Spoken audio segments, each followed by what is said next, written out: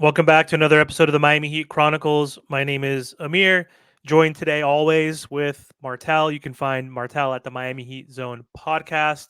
Before we get started on today's episode, don't forget to go to my channel, Team to Beat Miami Heat podcast, and subscribe. And also, again, Martel's podcast is called the Miami Heat Zone. Don't forget to subscribe to his channel.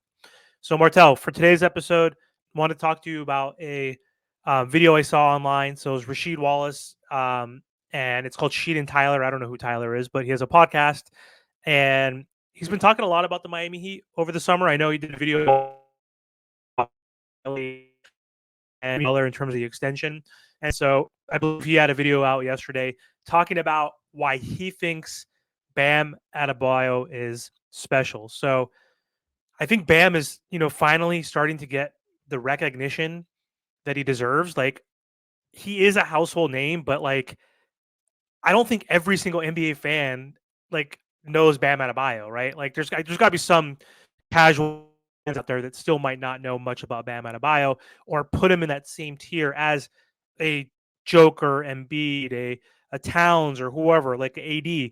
And so he talks specifically saying, I didn't really know about this in the past. Before Bam went to Kentucky when he was in high school in Charlotte, she'd actually trained him and he helped develop him before he got a scholarship to go play at Kentucky.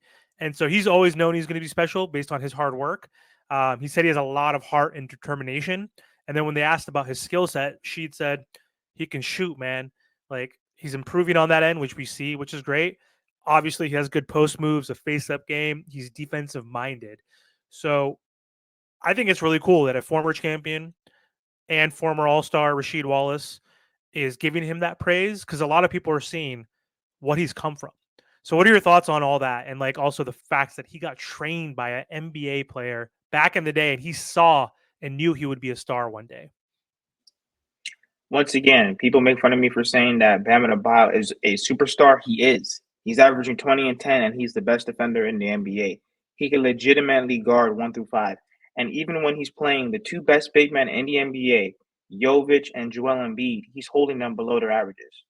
You know what I mean? I mean, when you look at all these other teams, Bam Adebayo is right when he says it. He's playing with undrafted guys, and that's not to diminish them, but all these other NBA teams, their best defenders are playing with pretty good defenders, guys who were drafted, guys who, they have the skill set, they have the talent. Bam Adebayo is anchoring a top 5 or top 10 defense for, throughout these past few years, and he's doing it by himself.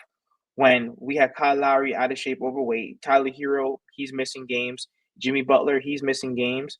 Caleb Martin or Haywood Highsmith, 6'5" power forward. And then also, too, we have no reliable backup big. I mean, we finally were able to get our hands on Kevin Love, but before that, we had Dwayne Dedman and Cody Zeller. So when you really look at Bam Adebayo, that's why when you see him with Team USA hitting threes, he looks very good on the offensive end is because he's playing with real talent.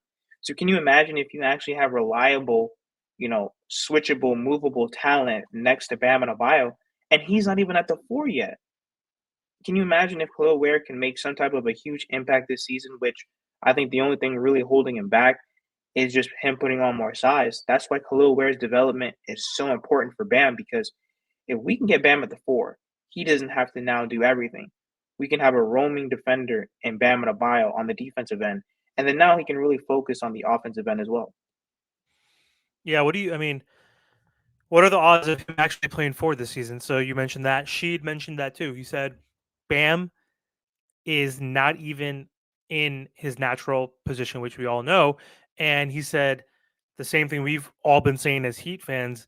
Can you imagine if Bam had a real 5 next to him? What did you just say 5 seconds ago?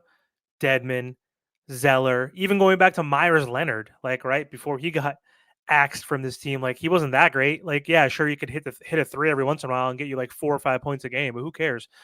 He has not had a real center that is gifted offensively, that could spread the floor, that could protect the rim, that can allow him to be more of that, free safety roamer, helping with the perimeter.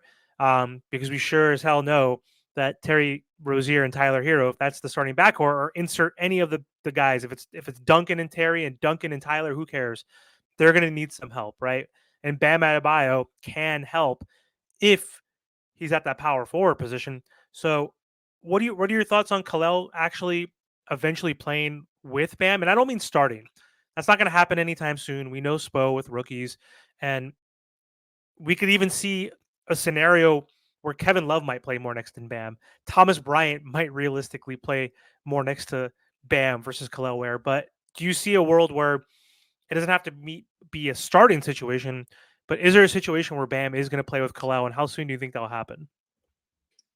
We have to see it. I mean, it's like what you said. We don't necessarily need Khalil Ware to start. I know a lot of people will say, "Oh, well, Spo doesn't play rookies." Not necessarily. I mean, Jaime, he played a lot last year. Tyler played a lot, during his rookie year.